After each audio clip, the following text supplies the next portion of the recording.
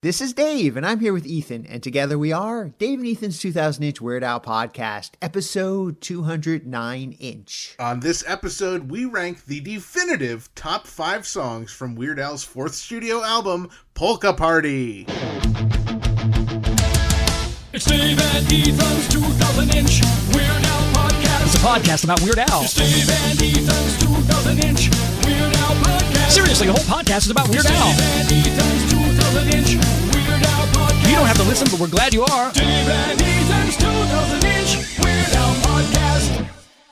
Hello, Ethan. Oh, hey, Dave. You know what I was thinking? It's been quite a while since we've done one of our absolutely fabulous, stupendous, famous, definitive top 5 Weird Al song rankings. You know what? I was thinking the exact same thing. So should we just do an episode where we talk about our collections, or should we just... No.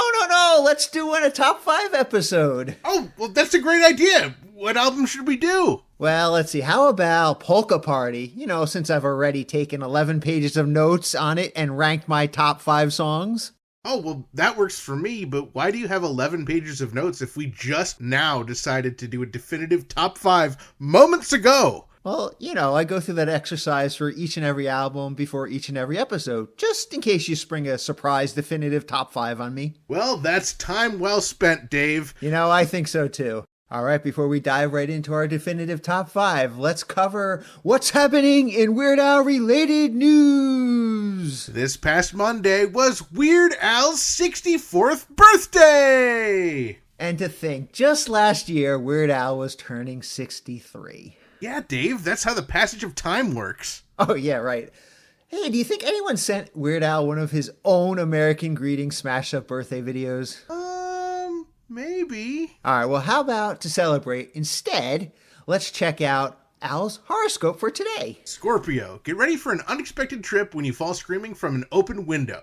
Work a little bit harder on improving your low self-esteem, you stupid freak. Wow, that was spot on for Weird Al. Eerie! I guess while we may have found it inconceivable, or rather, very least, a bit unlikely that the relative position of the planets and the stars could have a special deep significance or meaning that exclusively applies to only Weird Al, we now have assurance that these forecasts and predictions are all based on solid, scientific, documented evidence, so we would have to be some kind of morons not to realize that every single one of them is absolutely true! Where were we? From all of us here at Dave and Ethan's 2000-inch Weird Al podcast, happy birthday, Al, and a pinch to grow 2,000 inches. In other birthday news, the city of Downey, California celebrated its 150th birthday on October 13th. Wow, that makes it just 10 days and 86 years older than Weird Al. From all of us here at Dave and Ethan's 2000-inch Weird Al podcast, happy 150th birthday to the birthplace of Weird Al. Ooh, it looks like Weird Al will be taking part in this year's 2023 Vulture Festival LA. According to their website, Vulture Festival is a pop culture spectacle where Vulture, the website, not the bird, comes to life right before your very eyes. Al's event is called Weird Al Superlatives Live and takes place on Saturday, November 11th at 6 p.m. Hollywood Star Time. The hour-long conversation with Weird Al will cover what he considers to be his most formative, most important, most challenging, and most loved songs. Well, hopefully he listens to this episode before that event so he can learn all about the songs on Polka Party and what we collectively consider to be the most formative, most important, most challenging, and most loved tracks from that album. I'm sure our list and Weird Al's list will be exactly the same, Dave. Well, our lists are definitive, so if not, he's going to have to update his list accordingly. Tickets are on sale right now, so head on over to vulturefestival.com for tickets and details. The annual New York Comic-Con was held earlier this month from October 12th through October 15th. And just like last year's New York Comic-Con, Sunday's program included a very special Weird Al-related event that didn't actually feature Weird Al in person. That's right, Weird Al was not there, but Z2 Comics held a signing for their award-winning book, The Illustrated Al, Songs of Weird Al Yankovic. On hand to sign were many contributors, including Gideon Kendall, Ryan Dunlavey, Rob Sikorik, Ruben Bowling, Sean Pryor, J.J. Jackson, Fred Harper, Josh Bernstein, and past guest and friend of the podcast, Jeff McClelland. Our very own Jackie Rossi was in attendance and reported that they were selling all 3 editions of the book: the standard edition, the alternate cover local comic shop day edition, and the deluxe edition with the slipcase. And in addition, they were also selling individual wax packs of the collector's cards that came with the deluxe editions. Well, special thanks to Jackie for picking each of us up a book and a pack of cards, and of course, everyone who signed our books for us. Some big news is brewing over at Team Showgals, the documentary about the Weird Al-themed burlesque troupe, Tight and Nerdy. First of all, they have announced that there is now a pre-rough cut of the film. How exciting! And second of all, if you back their Kickstarter campaign at a level that includes the 2024 Showgals calendar, those will be shipping out soon. They have shared a few previews, and we have to say, they are looking pretty stinking majestic. It's not too late to contribute to this incredible film, so head over to showgalsthemovie.com to donate, sign up to get email updates, and more.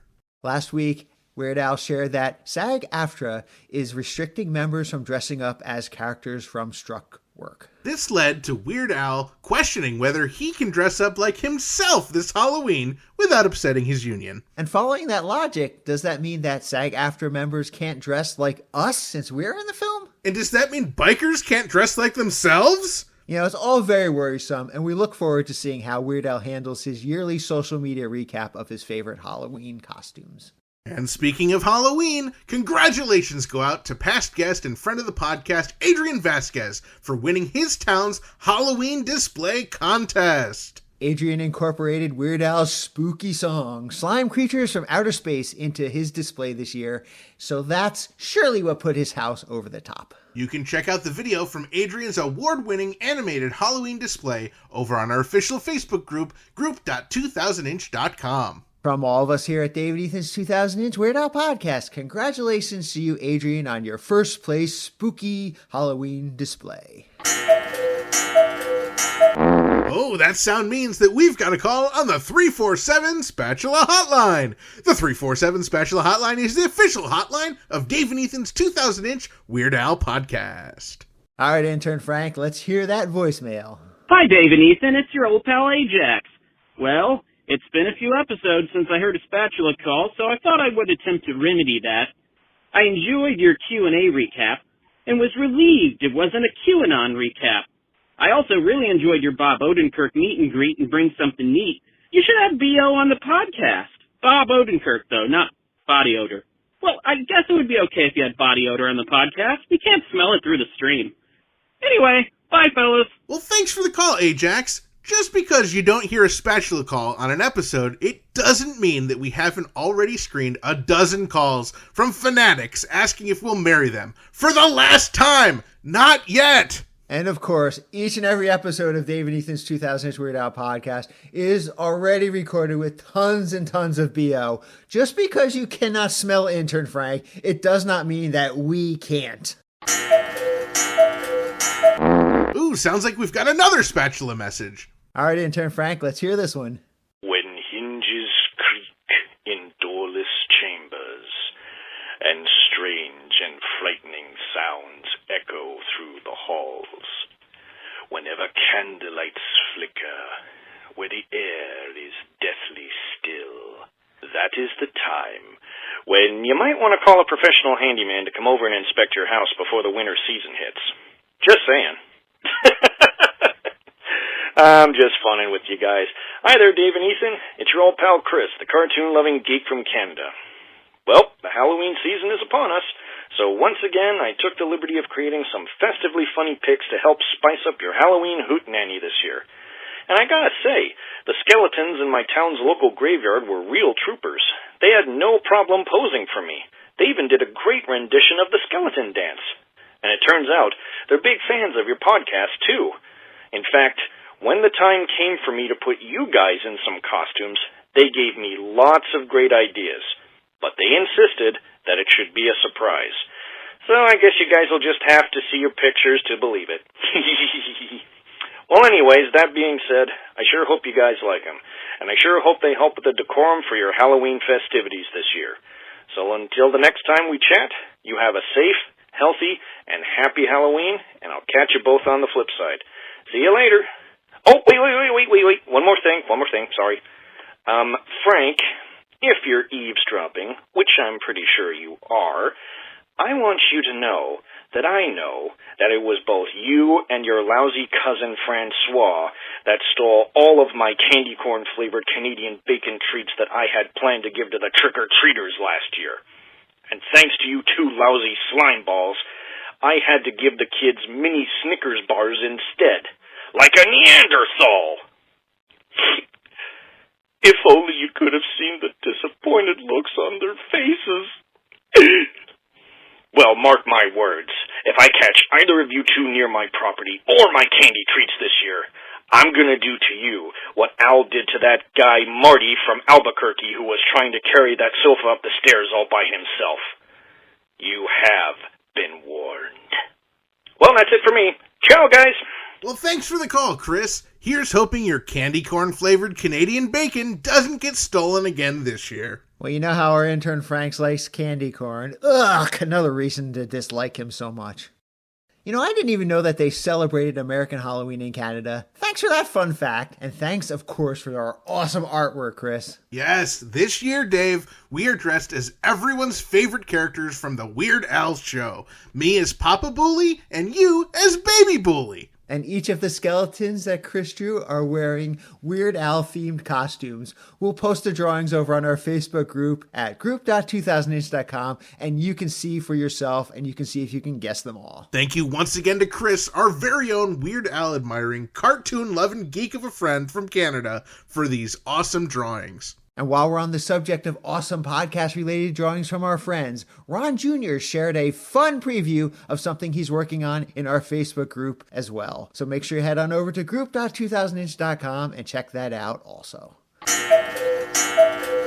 And I suppose that means we have another call. Let's hear it, Frank. Hi, Dave. Hi, Ethan. It's Jackson Scoggins, time traveler extraordinaire and guest on episode 69-inch as well as 420-inch. Also, I was in the Mankato, Minnesota review. Self-indulgent bonus episode. I was just calling to ask if you guys knew of any good vegan burrito spots, and if not, if you guys know of any good vegan burger spots, specifically in Albany, New York. Let me know. Hope all's well. Stay cheesy. Wow, thanks for the timely call, Jackson. You know, as luck would have it, we were just about to do an ad that I think you will find very informative and very relevant to your interests. This episode is brought to you in part by Discover Darwin, promoting tourism in Darwin, Minnesota. Not only is historic Darwin, Minnesota beautiful, it's also not quite what Jackson was looking for. Sorry, Jackson. While there are no vegan burrito nor vegan burger spots in or around Darwin, Minnesota, nor the Midwest in general, they do have Troubles number 2. Now, don't be fooled by the number 2. Just because the name means crap, it doesn't mean the food tastes like crap. And just because they aren't number 1, it doesn't mean they aren't, number 1. You can enjoy delicious Kraft macaroni and cheese. Or enjoy the dish named after our very own Dave of Dave and Ethan's 2000-inch Weird Al podcast, me. Oh, you mean David's Pizza Rolls? Well, after we had their pizza for my birthday in Darwin, they decided to add my special pizza to the menu, David's Pizza Rules. No, Dave. Rolls, not rules. And you're Dave, not David. And that was already on the menu before we went there. I'm pretty sure that's just a typo. They definitely meant David's Pizza Rules. So visit Darwin, Minnesota on your next vegan burrito or vegan burger in Albany expedition. Discover Darwin, more than just the twine ball. And after you visit Darwin, Minnesota, be sure to attempt to visit discoverdarwin.biz. And finally, let's check out what's happening in Dave and Ethan's 2000-inch Weird Al podcast related news. Last week, podcast subscribers saw that we released the ridiculously self-indulgent bonus episode 49 Centimeter, a review of Weird Al's concert in Copenhagen, Denmark. Now, since neither of us were actually at the show, we are joined by special guest ludicrous Laurie McMillan, who takes us through the concert and reports on all the ridiculous items that Ethan and I usually keep an eye out for. Now, Dave, it's been a while since we've done a definitive top 5 Weird Al song ranking. We haven't done one since 2021, which was exactly 71 inches ago. All right, and it wasn't hard to choose which album to cover, but ultimately we decided to give back and use our platform to promote Weird Al's lowest charting album as a special gift for Al on his birthday. And I'm sure that once this episode drops, Polka Party will surely be certified gold, or at least certified pyrite. All right, so before we get into the ranking, let's get into the actual album itself. So Polka Party, we mentioned, was Weird Al's 4th studio album. It followed Dare to Be Stupid, and it preceded Even Worse. It was released, appropriately enough, on October 21st, 1986. And Ethan, that was before you were born. Yes, before I was born, and just a couple days ago was the 37-year anniversary of the release. Yet most songs were recorded from April 22nd through September 1st of that year. The album was produced by Rick Derringer, and it peaked at number 177 on the Billboard 200, which is his lowest charting studio album. Regardless of that, it was nominated for a Grammy Award for Best Comedy Recording, and it also has no certifications, as we mentioned, by RIAA, one of very few albums, the other two being the UHF soundtrack and Poodle Hat. And what's pretty crazy, you mentioned that it was nominated for a Grammy Award. It lost to a Bill Cosby record. I just have to say, they totally got it wrong. Definitely got it wrong now that we know what was going on with Bill Cosby. Yes, in hindsight, it probably wasn't a good choice. They probably should have went with Polka Party. All right. There were 2 singles that were released from this album, Living with a Hernia and Christmas at Ground Zero. And unlike most other albums, there was no tour to support this album. Instead, Al opted to open for the Monkees, or as we like to think, the Monkees closed for Weird Al. And in case you may have forgotten how the definitive top 5 works, in the past 71 inches, let me give you a little bit of a refresher. So ultimately the goal is Dave and I will determine collectively what the top 5 songs in order are for Polka Party. I will share my top 5 list, and Dave will share his top 5 list, each starting at 5. We don't know each other's lists. We will probably end up arguing. We will probably end up yelling. We will probably end up crying. But at the end of this, we will have a definitive top 5, and we will take an opportunity to talk about each song as they're presented in the lists. All right, and to refresh everyone's memory, these songs are, starting in order, Living with a Hernia, Dog Eat Dog, Addicted to Spuds, One of Those Days, and Polka Party. And the final 5, or side 2, Here's Johnny, Don't Wear Those Shoes, Toothless People, Good Enough for Now, and Christmas at Ground Zero. All right, Ethan, let's start this off. How about you take the honor and go first? What is your number 5 song? Now, I have to say, in general, this was kind of tough. I think my 5 songs were there. Like, I knew which songs I wanted in my top 5, but it was really tough ordering them. So with that out of the way, let me present my number 5 pick is a Weird Al original, One of Those Days. Okay, interesting choice. One of Those Days that actually did make my list, not at number 5. It's a little bit higher, but I'm curious to hear some of your reasons why you ranked One of Those Days as your number 5. One of Those Days is just one of those songs that is very funny. There's a lot of jokes throughout it.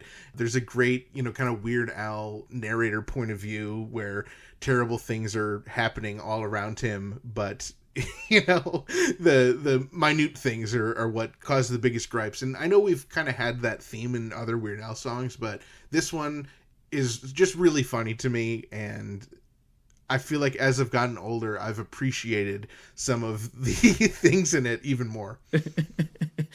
Yeah, I really like the song. I like how this person is having like a really bad luck from, and like the things that are going wrong with this person, everything from like the most trivial things to the most horrible and horrendous things possible. Like, starts out, I lost one of my socks in the dryer. Okay, okay. And then, I can't find my wallet. Okay, that kind of sucks a little bit. But then, and my hair is on fire. Holy crap, that's like, something horrible and horrendous. Also love about this song is that how the person equates everything that's going on equally, all the incidents, he doesn't give priority to his hair being on fire or, over losing one of the socks in the dryer or, the world blew up and now everybody's dead, it's like, it's the crazy how just whatever's going wrong with this person, it's equally as important as, anything else in the song. I wrote an article for one of those like kind of listicle kind of websites a few years ago, and I wrote about what are the darkest Weird Al songs. And one thing I said that really added weight to a Weird Al song being dark was how many people die. And I think this was my number one darkest Weird Al song because literally everyone dies within the song. What I can never figure out is if everyone dies in the song, who is singing it? Well, it just maybe he saw the bomb coming and he just recorded it preemptively, and now we are an alien race listening to I don't know. All right, the other thing I should mention is that One of Those Days was released as the B-side on the Christmas at Ground Zero single. Excellent. Well, Dave, tell us, what is your number 5 pick? All right, well, my number 5 pick is also a Weird Al original. This time it is a style parody of the Talking Heads. I put number 5, Dog Eat Dog. Wow. Now, Dog Eat Dog, I think is an incredible song, and it actually is on my list, but in a higher position. Why did you put it at number 5? I just felt that the other songs that I had ranked were a little bit better. I mean, I love Dog Eat Dog, especially seeing it in concert on the Unfortunate Return of the Ridiculously Self-Indulgent Ill-Advised Vanity Tour. Oh, yeah. It was awesome seeing those lights bouncing back and forth. It's incredible seeing Weird Al doing the David Byrne impersonation. Not just, on this past tour, but on previous tours, he's done it as well. And the big white suit that he used to wear was incredible. Not to mention the hand signals he does during the song. Yes, of course. I don't know. It's just in general, I really enjoyed this song. I work in a corporate, office, so I'm very familiar with, the corporate office life. I like how Weird Al sort of wrote this song from the very brief, experience that he had in an office setting, and then how at first he kind of thought it was great, and then after a while he realized, how just repetitive office life is, and what he needs to do to fill his time. I like this song a lot, but yes, it felt the other songs were a little bit stronger, so I put those a little bit higher. Again, I think for me, the reason that it ranks even higher than 5 is because of maybe how many times I heard it on the last tour and how much I enjoyed seeing it live. And, I love when Al does, an intro to a song. And he would often talk about writing this song as if David Byrne did not go on to find success with the Talking Heads and if he went into corporate America. So it's it's kind of fun to think about it from that perspective. Yes, it's definitely a fan favorite, and I'm sure I'm going to get a lot of people yelling at me for putting it number 5 on my list and not higher. We'll have that argument later this episode, Dave. Okay. All right, Ethan, why don't you take us into your number 4? My number 4 song, yet another Weird Al original, Christmas at Ground Zero. Whoa, I'm a little surprised it's that low on your list, but yes, it was on my list as well. But yes, why did you put Christmas at Ground Zero at number 4? Well, I put Christmas at Ground Zero at number 4 because it is one of my favorite songs on this album, my number 4th favorite. I love the song. I love the video. Of course, the video was Weird Al's directorial debut, and it's a lot of stock footage, and it just is a precursor to those really funny ones we got. Like the ones from Running with Scissors, the Germs one and the Dirt one. It's a really funny song. It sounds like it could be an actual Christmas song. And I mean, it is an actual Christmas song. It just is a bit darker. Another one that made my darkest Weird Al songs list. I really enjoy the song, and I really enjoyed getting to see it every once in a while. I know it wasn't one of the more popular ones for him to play on the unfortunate return of the ridiculously self-indulgent, ill-advised Vanity Tour, but it was always a treat when it came up. I love hearing it live. And I really love that special version we got to hear.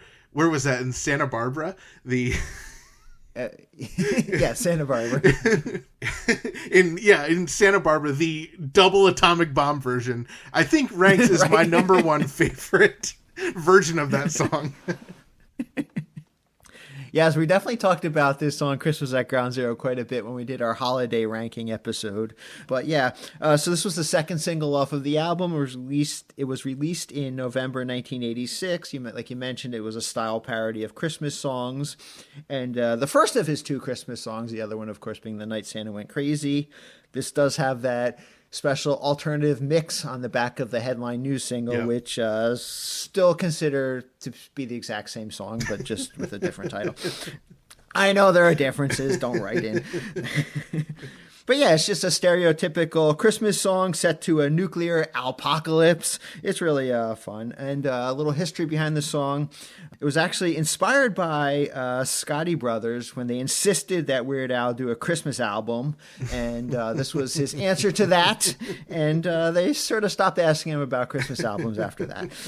But yeah, as you mentioned, the low-budget music video and mostly stock footage, the one scene that was filmed in the Bronx, actually. And it was also, you mentioned, Al's directing debut. And the video has a cameo by Ronald Reagan, ex-president.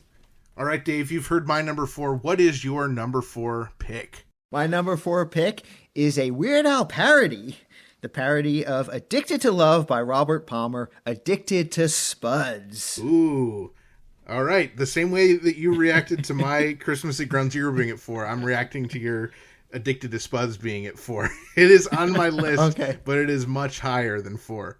Well, I did have a little trouble with this one. I think I moved this one up and down the list quite a bit. This song actually has nostalgic for me because I used to listen to it all the time. I actually, back before, caller ID and all that stuff, I used to do prank phone calls with this song. I would leave all the lyrics to the song on people's answering machines.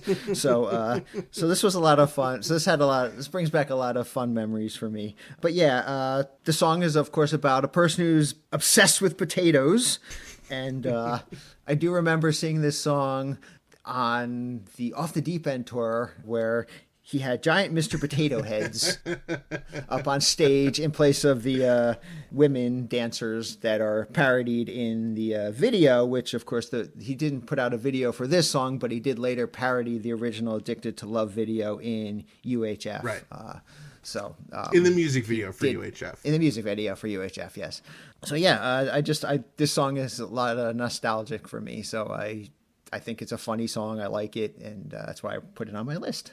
Well, I personally love the song, and I will make an argument for it later this episode. But Dave, I've gone first the last 2 times. Why don't you give us your number 3 pick? Okay, well, we already talked about my number 3 pick, and that is One of Those Days.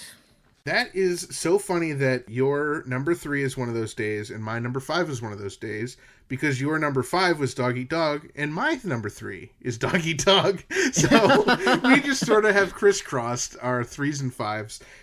Obviously, One of Those Days is a song I appreciate, and I think it definitely deserves a place in Weird Al's definitive top 5 songs on Polka Party. I agree. All right, so let's take a look at, Ethan, your number 2. So my number 2, and this is getting pretty hairy because we're getting up to the top here. My number 2 is a parody. It's a parody of James Brown's Living in America, Weird Al's version, of course, Living with a Hernia. You know what? I think we're on sync on this one because my number 2 is also Living with a Hernia. Oh my goodness. Oh man, I'm kind of writing down yours as you're saying them, and I'm looking at my list, and I think I know what your number 1 is going to be, and I think you can probably guess what my number 1 is going to be. But while we're here at number 2, while we both agree on Living with a Hernia, let's talk about the song. Sure. Okay. So, like you mentioned, it was a parody of Living in America by James Brown, which was the theme to the movie Rocky IV, This, of course, was the first single off of the album, and Weird Al did a music video parody of it, which we, learned is on the same stage that James Brown filmed his video. And of course, Weird Al's James Brown impression and dancing are spot on. Oh my gosh, I was watching the video earlier today, and I was just dying laughing at just how perfect Weird Al's James Brown impression is. If you watch the two videos back to back, the James Brown one and the Weird Al one, you just have to crack up. He's James Brown amazing. Living with a hernia. He is. He's amazing. He's amazing. The song is so great, and I think it's absolutely accentuated by that video. That video is hilarious, and it's a standout for me among, Weird Al's live action music videos. And of course, seeing it live and Al doing the costume and the whole, James Brown impersonation on stage is always a highlight for me. Oh, yeah, for sure. Absolutely. All right, so this is another song that Scotty Brothers actually asked Al to do. They wanted Al to parody a musician that was on their label. James Brown was on their label. And then, of course, when Living in America was a big hit, they kind of insisted that Al parody that song. So that I think it worked out for Weird Al, But yeah, some of my favorite parts about this song, I love it when Weird Al, says that it hurts the bowl. I don't know why, that just makes me laugh every time. Especially in the video where he walks up and the ball just drops out and rolls slowly down the alley. This song definitely was enhanced quite a bit by the video, I think. And then, of course, the part where in the original song, James Brown is singing all about these American cities, and Weird Al takes that spot and he lists out all the different types of hernias that you can get in the classroom setting. It's amazing, And then, of course, the shout out to David Letterman, second shout out on the album. I guess the other one would have been in Dog Eat Dog, where the top 10 hernias of the week, top 10 list that David was famous for doing. So, yeah, it's just in general that just every time I, listen to this song, I just realize how brilliant it is. And, one of two, I think, medical songs that are on this album. And you talked about the part where he goes through the different types of hernias. And whenever someone tells me they had a hernia or I hear about hernias, I have to go into my head and go incomplete epigastric I go through them in my head and I'm like, which one did you have? I don't know why. It's just one of those things where it's well, I have that knowledge locked away in my head. I might as well put it to somewhat use. I know. I never would have realized that there were that many different hernias if I had not heard this song. Luckily, we settled down and Al clued us in. Well, I'm glad we agree on something here, Dave, because I think the number one spot is going to be pretty difficult for us to argue. I will go ahead and I will say that your number 4 song was my number 1. My number 1 is Addicted to Spuds. I think this song is just so funny. I think I've told this story on the podcast before, but when I was a kid, I had this big argument with these two other guys who were in my elementary school, who were the other Weird Al fans. And they said that Spuds was a nickname for drugs. And I was like, no, it's not. The song is literally about potatoes. If you listen to the song, and we got in this big argument, and they laughed at me. They acted like I was an idiot. And I'm like, are you serious? So joke's on you guys. You're definitely wrong. I do not think there's anything in that song to suggest that it's about drugs, because it's quite literally only about potatoes. I think it's just such a funny song. Maybe hearing it on the Food album is what really cemented it for me, because I would listen to the Food album nonstop as a kid. So that just immediately has a deep place in my heart as maybe one of my favorite Weird Al songs. So I had to put Addicted to Spuds at my number 1. That's a solid argument. That's a good argument. It's interesting that you mentioned the alternate meanings for Spuds. There actually used to be this mascot. I think it was for Bud Light. Spuds McKenzie, who was really big at the time. Yeah. And for a while, I guess was thinking that the song might have been, a reference to Addicted to Spuds McKenzie, because that mascot was all over the place. And I was a big fan of Spuds McKenzie merchandise and everything. So maybe in my mind, I wanted it to be about the dog. But no, it was about potatoes. Not drugs, not dogs, but potatoes. Yeah, you're right. And my number one, we already talked about Christmas at Ground Zero. It's just, to me, when I think of the Polka Party album, that is really the first song that pops into my mind. It's a great, great Christmas song. It should be on every Christmas playlist. And yes, when it was played during the unfortunate return of the ridiculously self-indulgent, ill-advised Vanity Tour, it was one of the songs that I always was hoping I'd get to hear, out of the 2 Christmas songs that he did. I was always hoping it was that one, because that was my favorite of the Christmas songs, and my favorite, the rarest of the one to hear, and obviously my favorite off of the Polka Party album. Yeah, I mean, it's hard to argue, because honestly, there's so many great songs on this album. So it's hard, because I also love Christmas at Ground Zero. I was kind of mentioning how my 3 and your 5 are swapped for each other. Well, also my 1 and your 4 and vice versa are swapped. So it's kind of interesting how that worked out. What that tells me, Dave, is that we have our songs for the top 5. We know which ones are going in the top 5, because I think so. We just have to figure out the order. Before we get into that, let's just go through the rest of the songs on the album. I was just going to suggest that, Dave. Let me give you some honorable mentions. Let's see if those match up, too. Okay. So I ended up having 2 honorable mentions for this album. My first honorable mention, I guess, ranked higher of the 2 honorable mentions. My theoretical 6th song was Good Enough for Now. That's amazing. That was my number 6 song as well. My honorable mention number 1. Good Enough for Now. I think we're really surprisingly in sync on this this album, more than we think. Yeah, I mean, there have been surprises. Like, we both agreed on Girls Just Want to Have Lunch, which was kind of a surprise, I think, to listeners. But usually we do have a bit different ideas when it comes to it, and it's very bizarre how close we're feeling. My argument for why Good Enough for Now deserves an honorable mention is I had something happen a couple years ago that it just, like, anytime I hear this song, I can't help but think about. So I'm at my friend's house, and they have their friend over who I'd never met before, and she was telling us that she is dating this new guy, and she was very upset because she got a text from him while we were there where literally he wrote in the text that she's an above average girl. Wow. And I was like, you have to listen to this Weird Al song. The guy literally said that. He wasn't trying to be bad. I think he just honestly thought that was a compliment in some way. But she was like crying, and it was hilarious because I played her Good Enough for Now. And of course the lyric goes, you're an above average lady.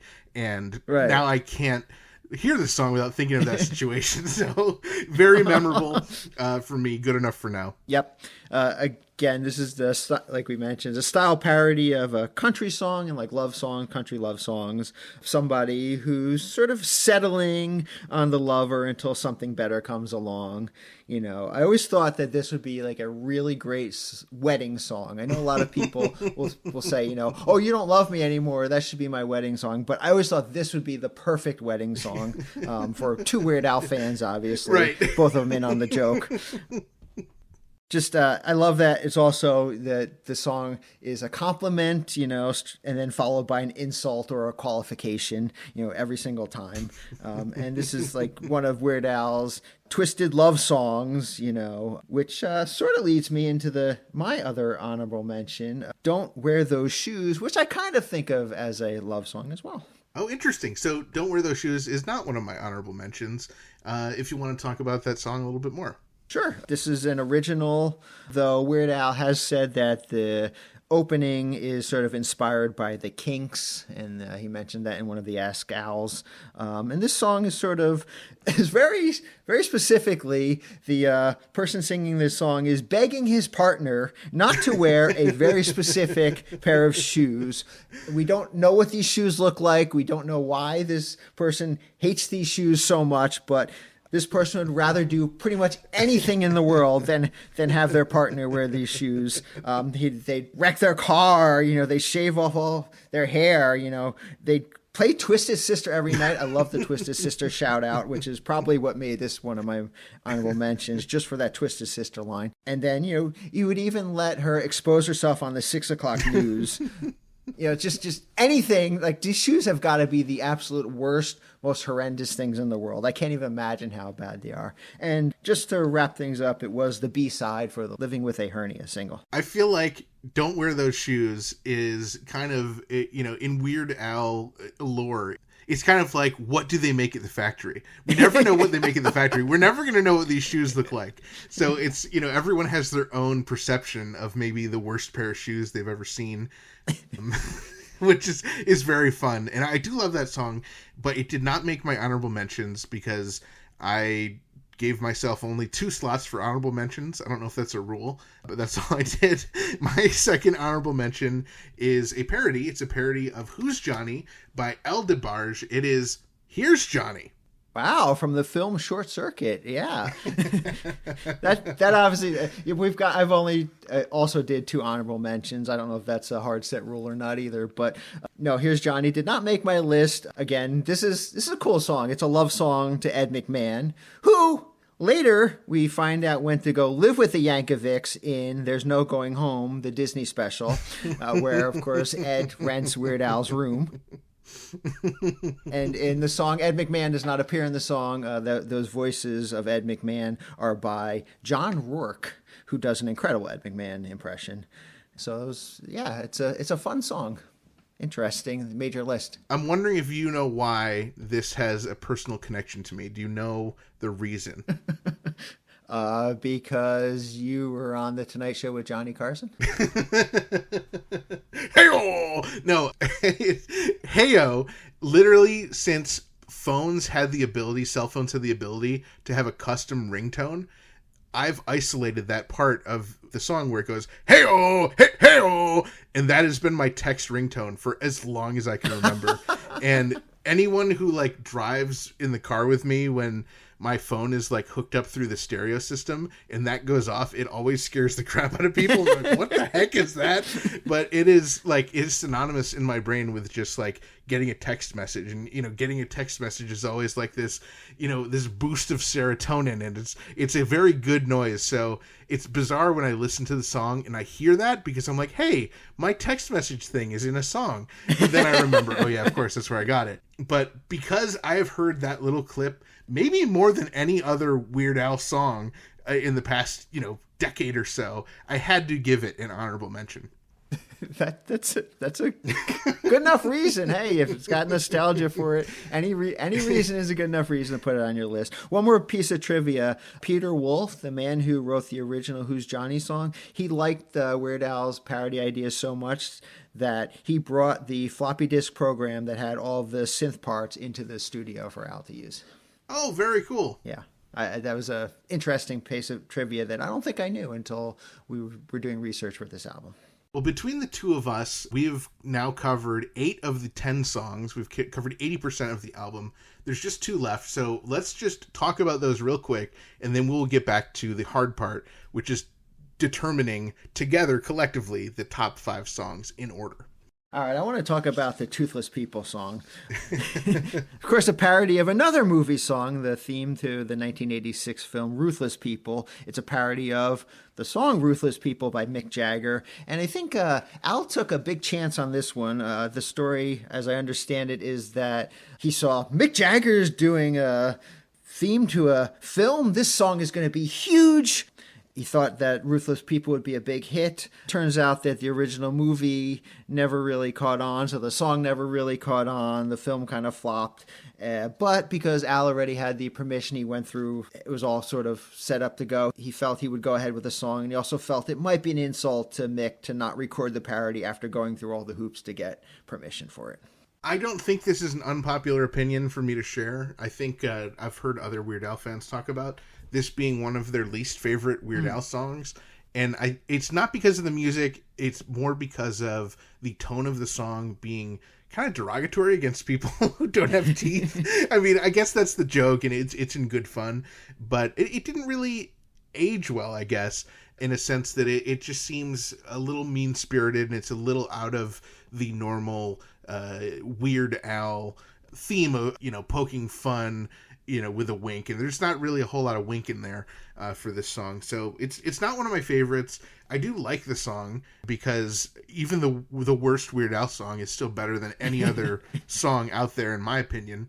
But I was thinking about it, if Al was really dead set on parodying Ruthless People, which it sounds like he was, there's not many other options for things that rhyme with ruthless. So I got to give Al the benefit of the doubt there. I mean, he could have gone with Boothless People, which, maybe people really like sitting at booths and in diners and restaurants. And, it could be a song about people who have to sit in the chairs. It could have been about roofless people who are missing their roofs. Although that then gets into kind of the mean-spirited, the unhoused people, debate there.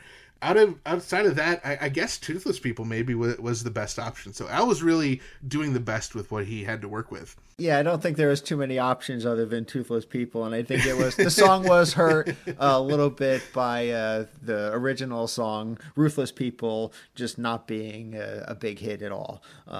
So definitely, and this was, of course, Weird Al's first of his two dentist songs, the other being Cavity Search. And of course, like you mentioned, about the song is about, people who've lost their teeth due to bad oral hygiene and their teeth, calling them old and feeble. So yeah, I see your point. It wasn't the most friendly song out there, but at least they don't have to worry about cavities. That leaves just one song, and that is, of course, the title track from the album, Polka Party. Yeah, Polka Party. In my opinion, this was not one of Weird Al's best polkas. There's, a few standout songs in there. It's interesting, he did work Aretha Franklin into a polka, as well as, of course, Madonna. She had previously been parodied on Dare to Be Stupid, but now she's in a polka as well. Janet Jackson, made the polka. The Rolling Stones, interestingly, made the polka as well. And of course, they would later go on to get their own polka off of the UHF soundtrack. But interesting, some interesting choices. Eddie Murphy was in the polka as well. It was an interesting choice. Probably the most interesting thing to me about this polka is that there actually is an alternate live version of this polka, which was played on MTV's New Year's Eve 1987. And basically the difference is that Papa Don't Preach is replaced by Everybody Have Fun Tonight by Wang Chung, where Weird Al substitutes the lyrics, Everybody Weird Al Tonight, instead. And then it sort of ends with a reprise of the Sledgehammer song. So it's interesting that he changed it when he did it live on MTV. One thing that I love about this song, I don't know if this is intentional or me reading into things, but the kind of, in the Sledgehammer part, the kind of ding ding reminds me of the Beatles song Maxwell's Silver Hammer, which is my favorite Beatles song, and maybe that's why it's my favorite Beatles song, because it reminds me of Polka Party by Weird Al. Yep, real quickly, we'll go over the list. Sledgehammer by Peter Gabriel, Sussudio by Phil Collins, Party All the Time, Eddie Murphy, Say You, Say Me by Lionel Richie, Freeway of Love by Aretha Franklin, What You Need by In Excess, The Harlem Shuffle by Rolling Stones. Of course, he changed it to the Harlem Polka. Venus by Bananarama, Nasty by Janet Jackson, Rock Me Amadeus by Falco, Shout by Tears for Fears, and Papa Don't Preach by Madonna. All right, Dave, now it's the hard part. Now we got to figure out the definitive top 5. Just to refresh everybody, my top 5, number 1 spot is Addicted to Spuds, then Living with a Hernia, Dog Eat Dog, Christmas at Ground Zero, and then my number 5 is One of Those Days. And my number 1, Christmas at Ground Zero. Number 2, Living with a Hernia. Number 3, One of Those Days. Number 4, Addicted to Spuds. And number 5, Dog Eat Dog. Oh boy, Dave. This is going to be tough. I guess my first thing that I think is we both have Living with a Hernia at number 2. We disagree at the number 1 spot. So I would propose we just put Living with a Hernia at number 1. I think that's a fair compromise. And I think it's a deserving song to take that number one spot. Yeah, absolutely. The original single off of the album, the incredible music video that goes along with it, the parodying of James Brown, the music icon, I agree with that choice. Living with a Hernia. It was probably a tough choice, although maybe not as tough. I guess Christmas at Ground Zero is not my favorite, but Living with a Hernia was definitely up there. So I would agree with that choice. All right. Well, that gets us down to just a couple more. Obviously, having my number one as your number four and your number one as my number four makes it kind of tough. But I think that we should find a way to fit our number ones into the 2 and 3 spot. It's just a question of which one goes where. Do you agree with that?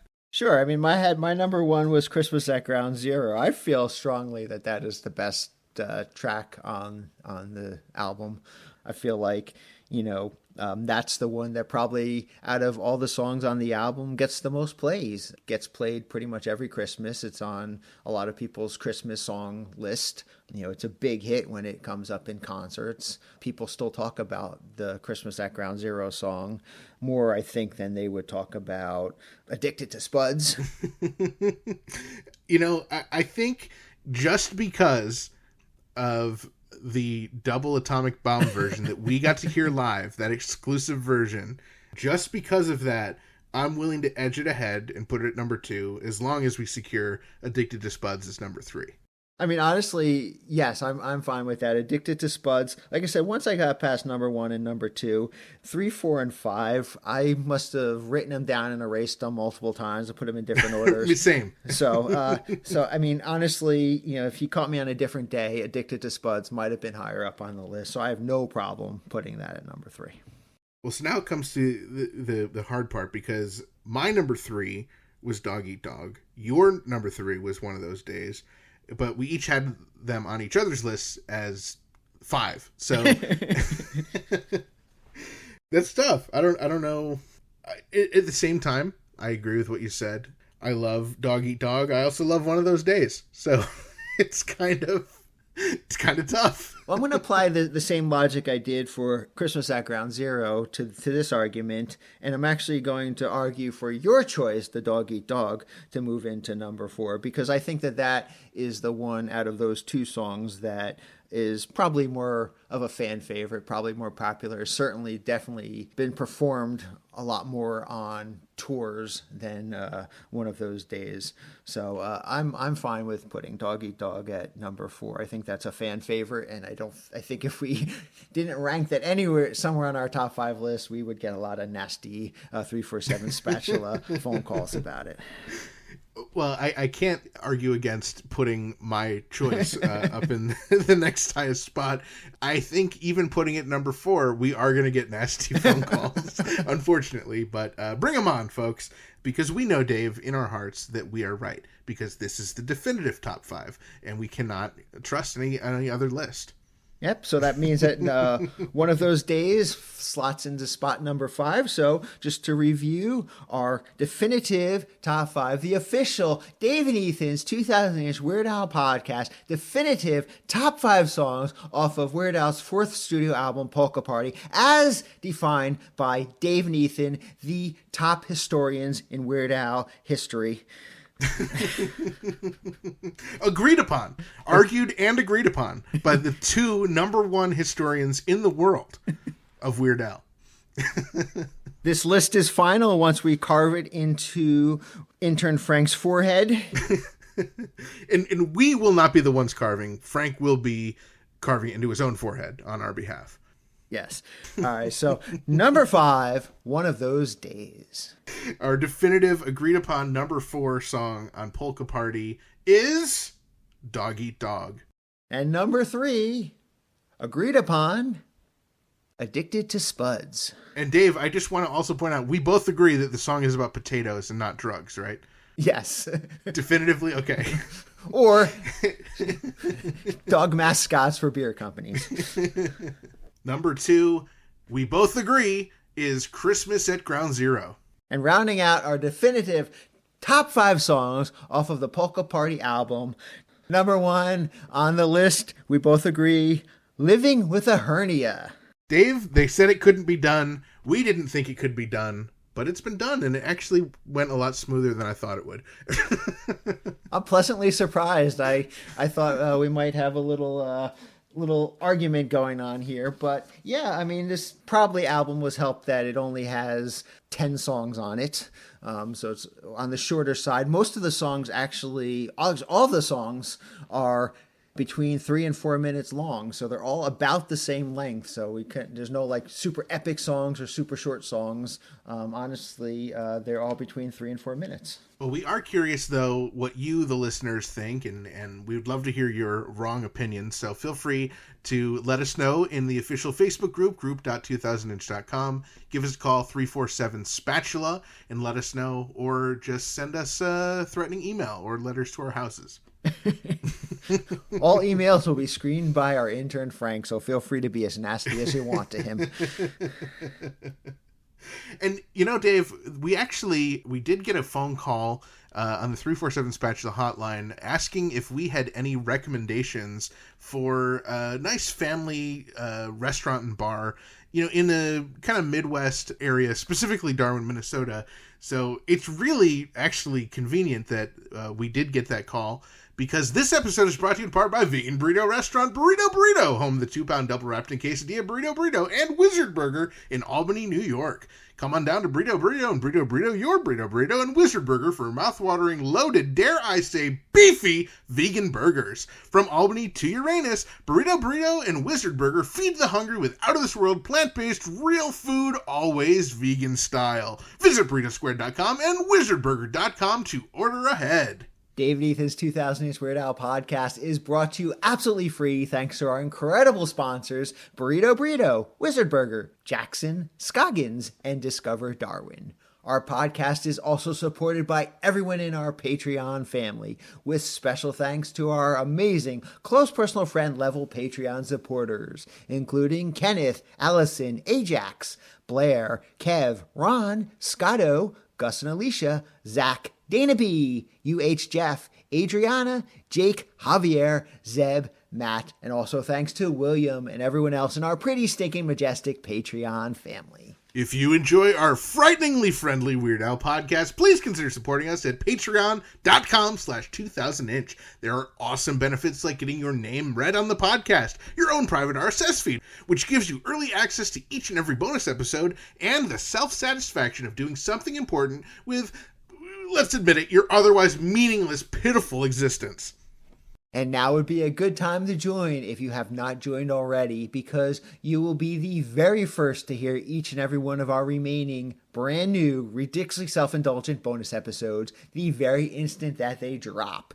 And don't forget to check out our official merchandise shop over at shop.2000inch.com. All proceeds from purchases at that shop go directly towards supporting this fine, frightening podcast. We love hearing from our listeners and from other Weird Al fans, so be sure to join our Facebook community at group.2000inch.com and visit our Discord server for even more riveting Weird Al and Red Rum to Goody related conversations. You can find both of them linked on our website, as well as information about past episodes and guests over at 2000inch.com or weirdalpodcast.com. And while you are there, make sure you are clicking on ridiculously self-indulgent bonus episodes in order to follow along with our adventures on tour. And make sure you check out Black and White and Weird All Over bonus episodes for our special series where author John Bermuda Schwartz walks us through his first book, page by page and picture by picture. Keep up on new episodes, podcast news, and events by following at 2000inch on Facebook, X, and Instagram.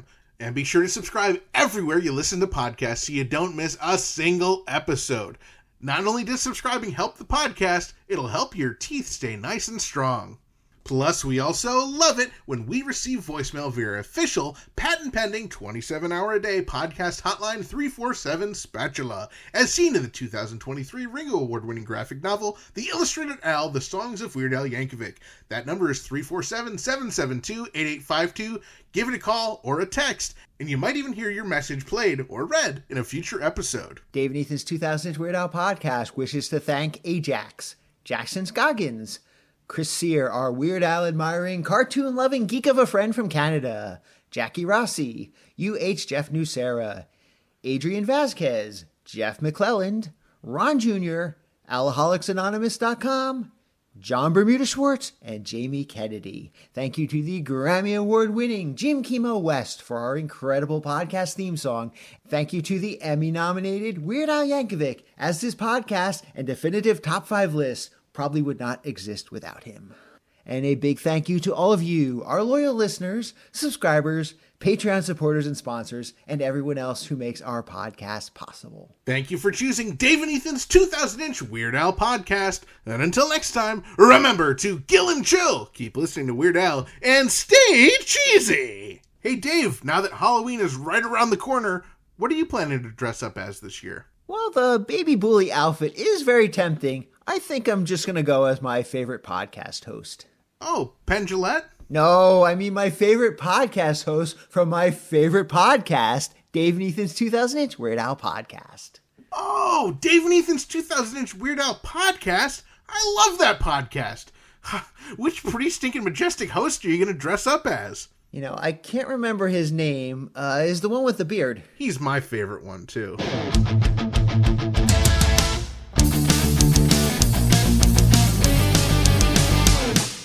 That was Dave and Ethan's 2000-inch Weird Al podcast, episode 290. Everybody Weird Al tonight.